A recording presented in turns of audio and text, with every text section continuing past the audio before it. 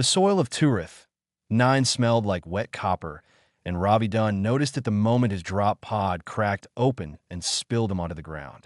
He stood slowly, brushing dirt from his knees, and looked around at a world he had never seen before. Thick forest stretched in every direction. The sky was a pale green, and 2 small suns hung low near the horizon. The air was breathable but thin. It tasted strange on his tongue, like breathing through a damp cloth. 11 other drop pods had landed in a wide circle across the clearing. Representatives from 11 other species climbed out of their pods one by one. Some were tall and covered in thick scales. Some were small and furred.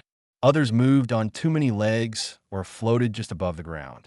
Every single one of them carried equipment: thermal pods, nutrient synthesizers, atmospheric regulators, scanning devices, shelters that unfolded from small cubes into full enclosures with the press of a button. Ravi had nothing. His pod was empty. No gear, no food, no tools.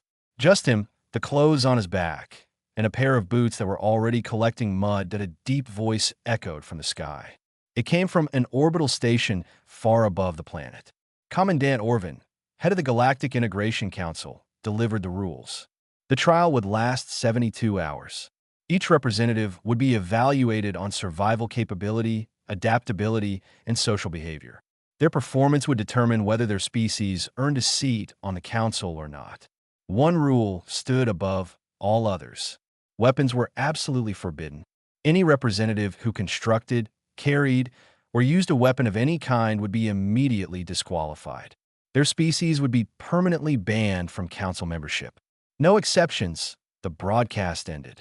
The other representatives began setting up camps. The Draelith enforcer, named Gorath, was the largest among them. He stood nearly 8 feet tall, his body covered in dark gray plates of natural armor. His job was not just to participate. He was also the trial overseer, responsible for monitoring compliance. He scanned the clearing with yellow eyes, watching everyone. Ravi watched them all work. The Fenori representative, a small creature named Scylla who resembled a fox standing upright, assembled a thermal shelter in under 3 minutes. She had food for a week sealed in vacuum pouches. A tall insectoid species called the Vrin had already deployed atmospheric filters and was breathing comfortably inside a transparent dome. Every species had come prepared. Every species had been given supplies. Except humans. Ravi did not complain. He did not file a protest through the communication channel embedded in his wrist tag. He simply turned and walked into the forest. The trees were tall and dense. Their bark was dark red, almost black, and their leaves were broad and waxy. Ravi moved slowly, studying everything. He checked the soil. He broke small branches and smelled them. He found a stream within 20 minutes and knelt beside it, cupping water in his hands and tasting it carefully. It was clean, cold, slightly mineral, safe enough that he followed the stream for another 10 minutes and found a clearing where the ground was soft and sheltered by a rock overhang. Good spot. Defensible. Close to water. He began collecting materials. Flexible branches. Long vines that hung from the upper canopy. Flat stones from the stream bed. He tested the strength of each vine by pulling it taut between his fists. Some snapped. Some held. He kept the ones that held. Back in the main clearing, the other representatives had settled in. Their camps glowed with soft light from powered equipment. They ate prepared meals and adjusted their temperature controls. A few spoke to each other through translation devices, forming cautious alliances. Nobody mentioned the human. Nobody cared where he had gone. Scylla cared. She stood at the edge of her thermal shelter and looked toward the tree line where Ravi had disappeared. She had studied humans before the trial. Her briefing file described them as a young species, barely spacefaring, known for aggression and emotional instability. Dangerous but primitive. The file recommended minimal contact, but the human had not seemed aggressive. He had looked around the clearing with calm eyes, noted his lack of equipment without visible distress, and walked away without a word. That was not the behavior of a primitive mind. That was something else entirely. The first sun dipped below the horizon. The second followed an hour later. The temperature dropped fast. Ravi felt it in his fingers first, then in his chest. He had built a small lean-to shelter against the rock overhang using branches and broadleaves. It would not keep him warm through the night, but it would block the wind. He gathered dry bark and dead wood and arranged them in a careful pile. He placed a flat piece of dry wood on the ground, carved a small notch with a sharp stone, and set a straight stick into it. Then he rolled the stick between his palms, fast and steady, pressing down with controlled force. Smoke appeared within minutes. A tiny ember glowed in the notch. He transferred it to a nest of shredded bark and blew gently until flame caught. Fire. The first fire on Turith, 9 in recorded history. Not from a device, not from a power cell, from 2 sticks and a pair of human hands. Ravi fed the flame carefully, adding small sticks first, then larger ones. The warmth pushed back the cold. The light pushed back the dark. He sat beside it and looked up at the green sky, full of unfamiliar stars. He reached for the flexible branch he had selected earlier that day. He bent it slowly, testing the curve. Then he began wrapping vine cordage around both ends, pulling it tight, creating tension. The branch wanted to straighten. The cord held it bent. He held it up in the firelight and studied IT. IT was not a weapon. It was a solution. Tomorrow he would hunt. Ravi woke before dawn. The fire had burned down to a bed of red coals. He fed it with dry wood and watched the flames rise again while the cold air stung his face. The forest around him was still dark. Strange sounds echoed through the trees. Clicks and low growls from creatures he could not see. He had slept in short stretches, never fully, always half aware. That was how humans had survived for thousands of years before cities and walls. Sleep light, wake fast. He picked up the bow he had shaped the night before and tested its draw. The cord hummed. The bend was smooth. It needed arrows. He spent the first hour of daylight searching for straight sticks. He found several near the stream, dried branches that had fallen from the canopy. He tested each one by rolling on a flat stone. If it rolled straight, he kept it. If it wobbled, he threw it aside. He selected 6. Then he sharpened one end of each against a rough stone, grinding the wood into a crude point. Not razor sharp, but enough to punch through hide at close range. By the time the twin suns cleared the tree-line, Ravi had a bow and 6 arrows tucked into a vine loop at his hip. He walked back toward the main clearing to refill his water supply. He did not expect the welcoming committee. Gorith stood in the middle of the clearing like a wall of gray stone. Behind him, 4 other representatives had gathered. The Vrin insectoid clicked its mandibles in agitation. A Pelori delegate, a being made mostly of translucent membrane, pulsed with anxious light. They had seen him. They had seen the bow. The communication channel buzzed with complaints. 3 formal objections had been filed overnight. The human had built a weapon. The human must be disqualified. The human was proving exactly what the briefing file said about his species.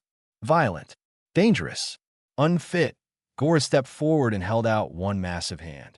Ravi looked up at him, then placed the bow across his palm without hesitation. The enforcer held it up and studied it. A curved stick, a piece of vine, nothing more. Explain, Gorith said. Ravi spoke calmly. He said it was a tool, a device for launching a sharpened stick over a distance. No different in principle from the Vrin's atmospheric filter, which used mechanical force to separate gas molecules. No different from the Pelori's nutrient synthesizer, which broke down raw organic matter into edible compounds. Every tool could cause harm if misused. A stone could crack a skull. A thermal pod could burn flesh. The question was not what an object could do. The question was what the user chose to do with it. Gorith stared at him for a long time. Then he turned to the communication channel and requested a ruling from Commandant Orvin. The response came within minutes. Orvin's voice was tight and controlled. He asked Gorith to read the prohibited weapons list from the trial charter. Gorith read it aloud. Energy weapons, projectile firearms, bladed weapons exceeding 15 centimeters, chemical agents, biological agents, explosives, directed sonic devices. A curved stick and a piece of vine did not appear on the list. Orvin was silent for a long moment. Then he ordered continued observation. The human was not yet disqualified, but he was being watched, Gorith handed the bow back to Ravi without a word. The other representatives stepped aside as the human walked past them toward the stream. Nobody spoke to him. Nobody followed, except Scylla.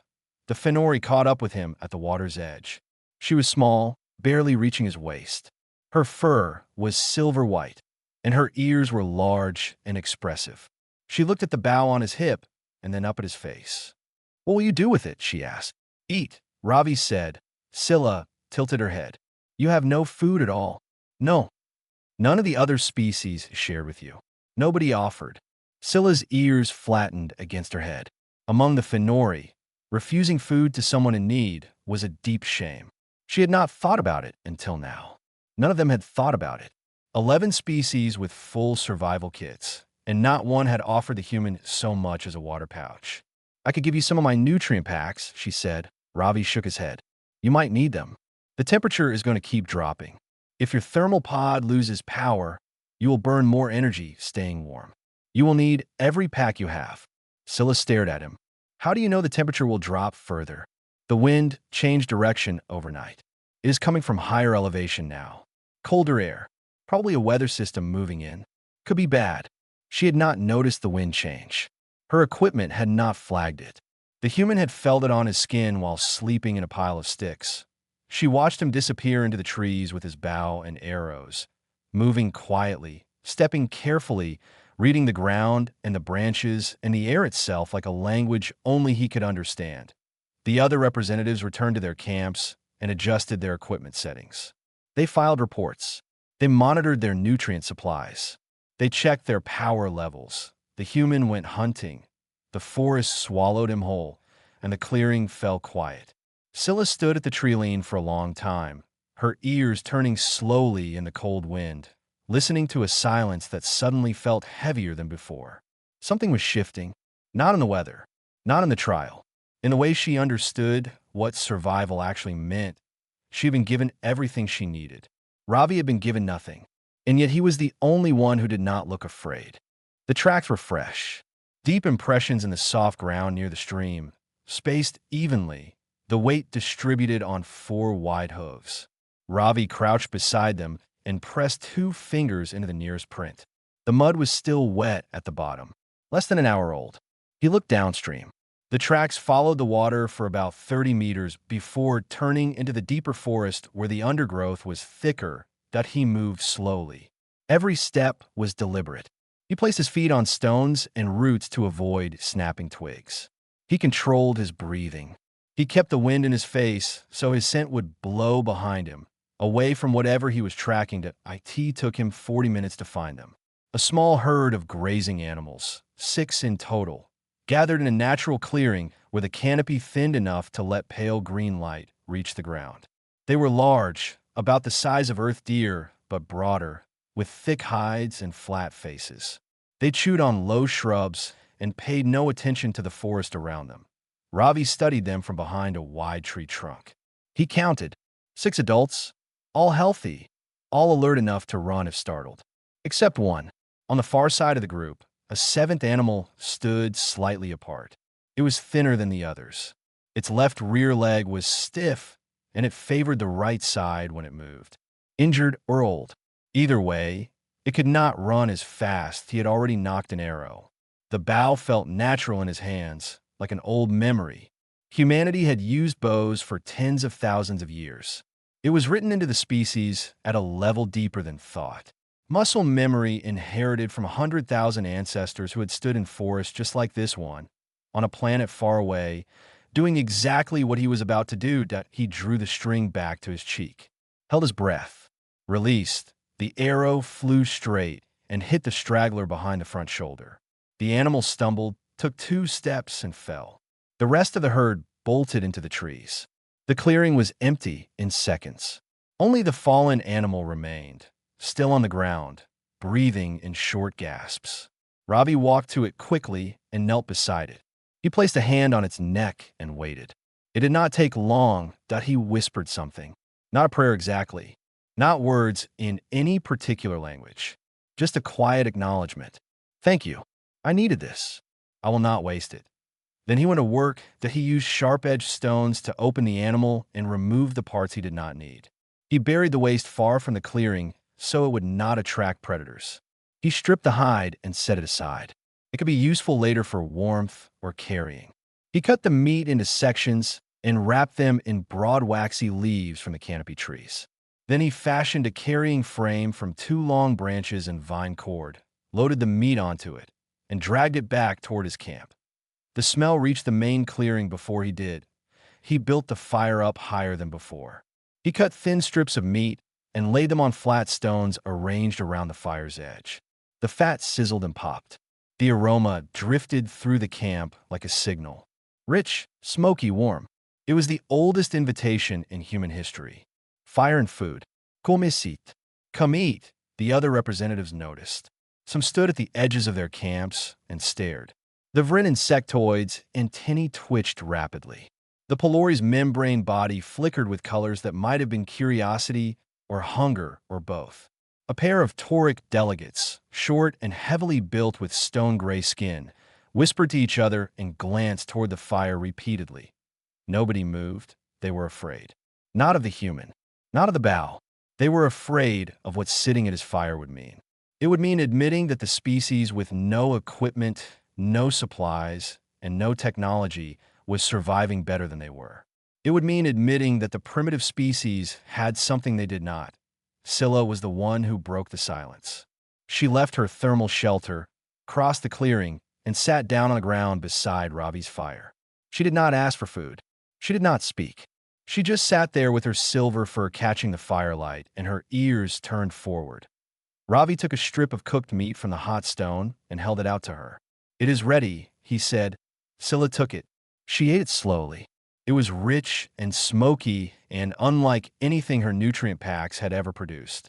There was something in the flavor that no synthesizer could replicate. Not a chemical compound. Not a seasoning. It was effort. It was the taste of something that had been alive, hunted with patience, carried on tired shoulders, and cooked over a fire built by hand. She looked at Ravi. "Why did you offer this to me? I did not help you. I did not share my supplies with you when you had nothing." Ravi turned another strip of meat on the stone. "You were the first one to talk to me like a person. That is worth more than a nutrient pack." From the orbital station, Goratha's voice came through the communication channel. He was reporting to Commandant Orvin. "The human has successfully hunted and prepared food using primitive tools," he said. "He is now distributing food to other participants without requesting anything in return." There was a pause on the channel. "Without conditions?" Orvin asked. "None." Another pause. Longer this time. Continue observation. The fire crackled. The meat cooked.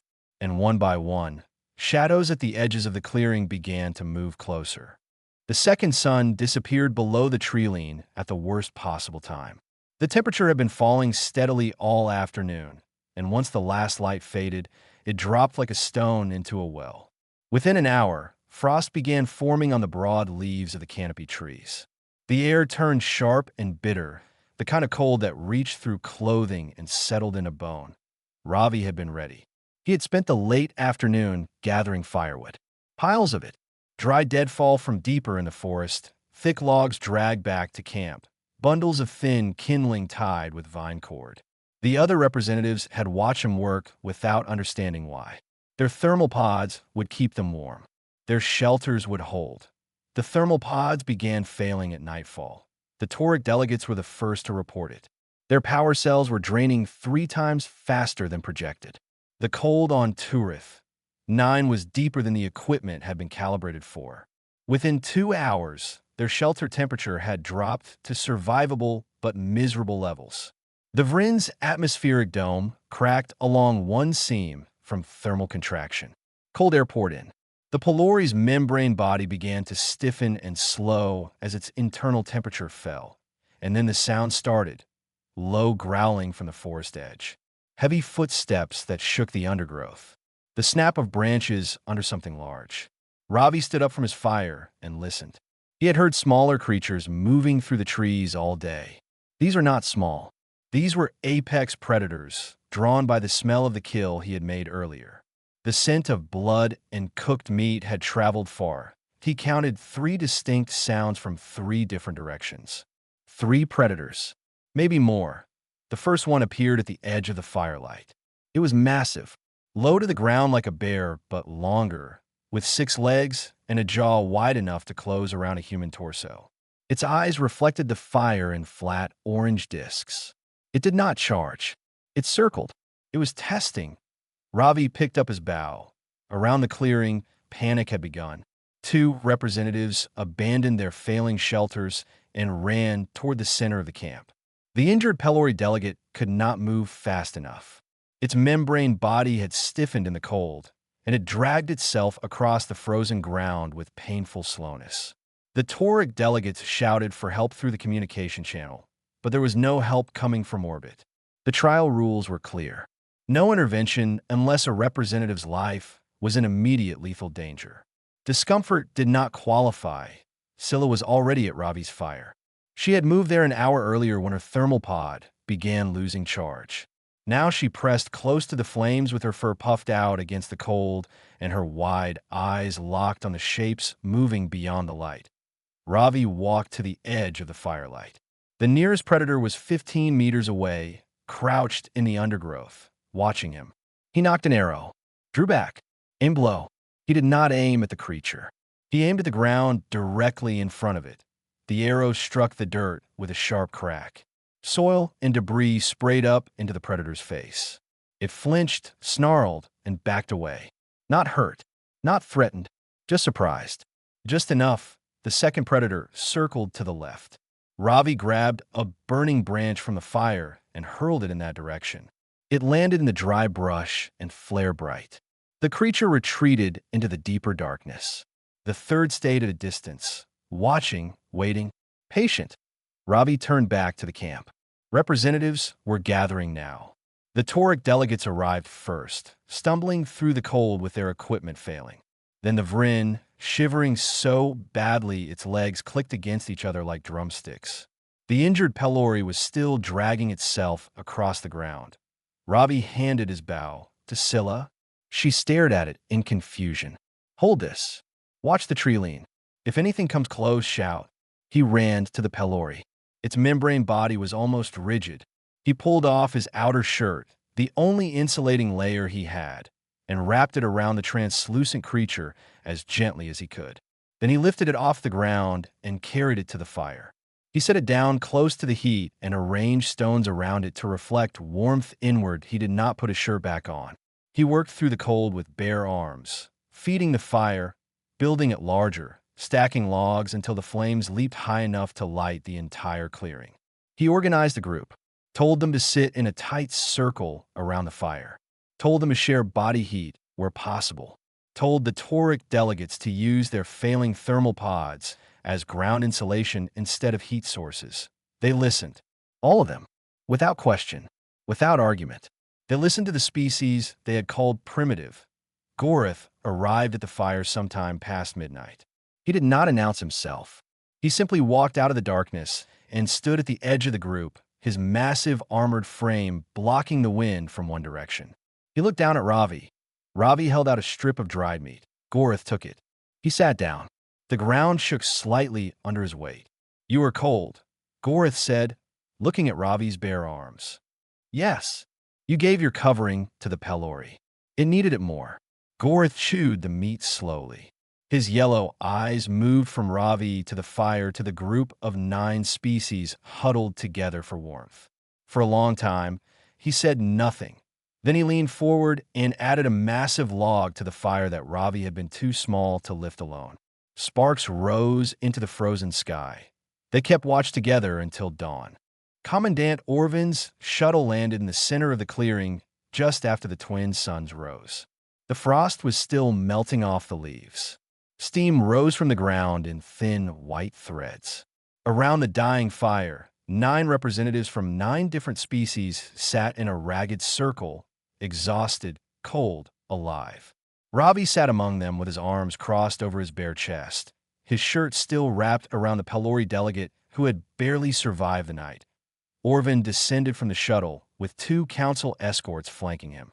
He was a tall Selenari, thin and angular, with skin like polished stone and eyes that held no warmth. His uniform was immaculate. His posture was rigid. He had not spent the night on frozen ground fighting off predators. He had watched it all from orbit on a screen that he walked directly to Ravi and stopped 2 meters away. Then he held up the bow that he had sent a drone down during the night to collect it from where Scylla had set it down. Ravi had not noticed. He had been busy keeping everyone alive. "This is a weapon," Orvin said. His voice carried across the clearing. Every representative turned to watch. "You were told that weapons were forbidden. You built one anyway. You used it to kill a living creature on this planet. Under the trial charter, this constitutes a clear violation." Ravi stood up slowly. He was shorter than Orvin, thinner, half frozen and running on no sleep. But he stood straight. "May I speak?" he asked. Orvin nodded once. Ravi pointed at the Vryn delegate. "That atmospheric filter on its dome. It uses pressurized air to separate molecular compounds. The same principle could be used to launch a projectile. Is it a weapon?" Orvin frowned. "It is a survival tool."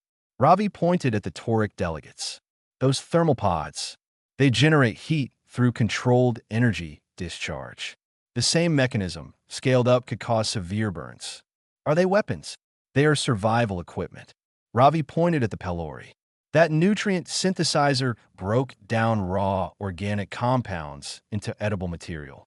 The chemical process involved is nearly identical to certain corrosive agents. "Is it a weapon?"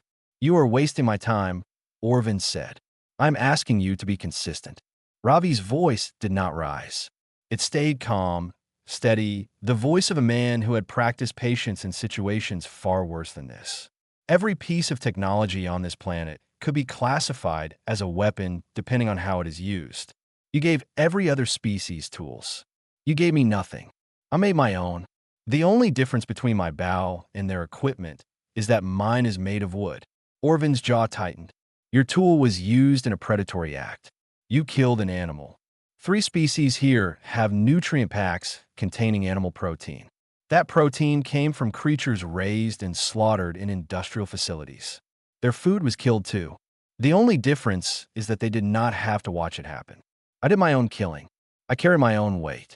I fed myself, and then I fed everyone else." Silence fell over the clearing. The Vryn's antennae were completely still. The toric delegates stared at the ground. The pylori pulsed with slow, deep colors that might have been shame. Orvin turned to Gorith. "Enforcer, your assessment." Gorith stood. He towered over everyone, even Orvin. His voice was deep and heavy, and when he spoke, the other representatives felt it in their chests like a drumbeat. "I was assigned to this trial to evaluate threat levels and ensure compliance. I have monitored the human for 48 hours. Here is what I observed." He paused. He arrived with nothing. Every other species was given full survival equipment. He was given none. He did not complain. He did not file a protest. He walked into the forest alone and built everything he needed with his hands. He made fire from sticks. He made tools from stone. He made a bow from a branch and a vine. And when he had food, he did not eat alone. He shared it with species that had refused to share anything with him. He turned to face Orvin directly.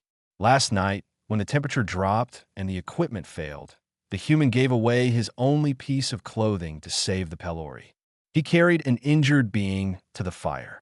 He organized 9 panicking species into a functioning group. He stood between us and predators in the dark with nothing but a stick and a string. He did not sleep.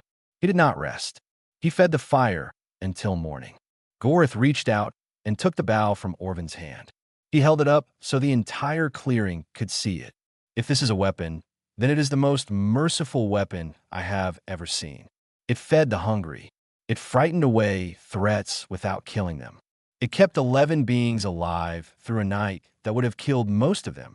He set the bow down gently at Ravi's feet. "If this is what a weapon maker looks like, then the Council has been defining savagery wrong for a very long time." Orvin stood perfectly still. His escorts looked at each other. The clearing was silent except for the soft crackle of the dying fire. Scylla stepped forward. Her voice was small but clear. "The human saved my life. He saved all of our lives. If you disqualify his species for that, then this trial was never about survival. It was about control.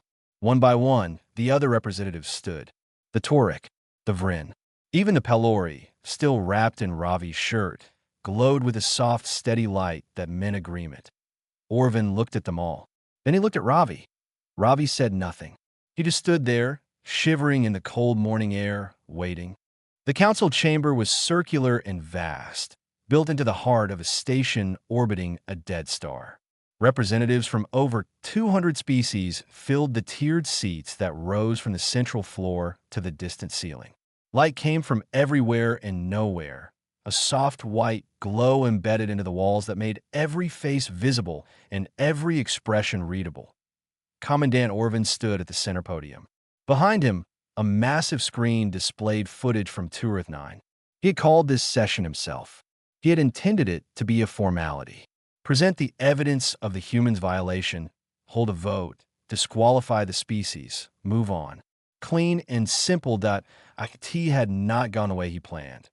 The footage played without narration. The council watched Ravi's drop pod open to reveal an empty interior. They watched him walk into the forest with nothing. They watched him make fire with his hands. They watched him build a bow and argue his case to Goreth with calm logic. They watched him hunt, process the kill, and cook it over an open flame. Then they watched him share it. The image that held the chamber silent was not the hunt. It was not the bow.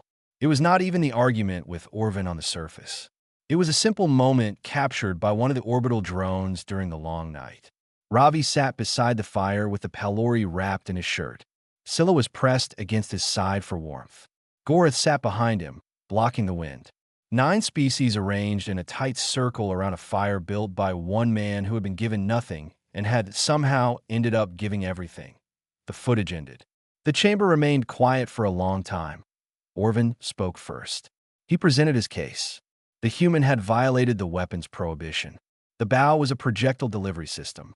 It had been used to kill. The rules were clear. Humanity should be barred from council membership. He asked for a vote that a Draelith delegate in the upper tier stood. Not Goreth. A different one, older, with cracked plates along his jaw. He asked to see the trial charter's weapons list again. Orvin displayed it. Energy weapons. Firearms. Bladed weapons over 15 centimeters. Chemical agents. Biological agents. Explosives. Sonic devices. The delegate asked where a bent stick appeared on the list. Orvin did not answer. A Fenori delegate stood next. She asked why the human had been the only representative deployed without survival equipment. Orvin said the allocation was based on species technological capability. Humans were classified as a primitive civilization. They were not expected to need advanced tools. The Fenori delegate asked if that meant the trial had been designed to ensure the human would fail. Orvin said that was not the intent. The delegate sat down, but her expression said she did not believe him. The Pelori ambassador rose from its seat, its membrane body filled with deep gold light. It spoke slowly, choosing each word with care. It said that on the surface of Turith 9, it had nearly died. Its body had frozen. Its systems had failed. And a being from a species it had never met, a species its briefing file had called dangerous, had taken the shirt off its own back to save it. The Pelori ambassador said it had lived for 400 years and traveled to 90 star systems.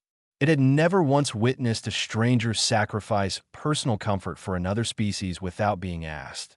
The chamber was silent again. That Goreth's testimony was entered into the record via a recorded statement from Turith 9. His words about the bow, about mercy, about the council defining savagery wrong, echoed through the chamber. When it ended, several delegates in the lower tiers began tapping their seats. A rhythmic sound. Agreement. Approval. The vote was called. 163 species voted to admit humanity. 31 abstained. 9 voted against. Orvin's motion to disqualify was defeated by the largest margin in council history. But the council did something it had never done before. It created a new classification. Not warrior species, not trait species, not science species, a designation that had never existed in the registry. bridge species, a civilization capable of building weapons and choosing not to use them for destruction, capable of killing and choosing to feed others first, capable of standing between predators and strangers in the dark without expectation of reward. A species that could connect others not through technology or politics, but through the simplest acts. Fire, food, shelter, warmth. Ravi was not present for the vote. He was already back on Earth. No ceremony, no press conference, no ambassador's reception. He had stepped off the return shuttle at a small landing facility outside a quiet town and walked home. A neighbor asked him what he had been doing off-world. Ravi said he had gone camping with some new friends. 3 weeks later, a private message arrived on his personal terminal. It was from Scylla. The text was short. My people have started learning to build fires, not with technology, with hands and wooden patience. It is slow. It is difficult. We burn ourselves constantly, but we are learning. Thank you for showing us. Ravi read the message twice. Then he sat down and typed a reply. He attached a detailed set of instructions. How to select dry wood, how to build a friction drill, how to create a nest of fine tinder, how to blow gently and steadily until the ember catches the bottom. He wrote one line. The fire is the easy part. The hard part is remembering to share it. Scylla read his message on a world 17 light years away. She smiled in the way Finori smile, with her ears pressed flat and her eyes half closed. Then she forwarded his instructions to every family in her district. Within a year, Finori children were building campfires in their gardens and inviting neighbors to sit. They called the tradition by a word that had no direct translation into Galactic Common. The closest meaning was the warmth you did not earn but were given anyway. They named it after the human who started it.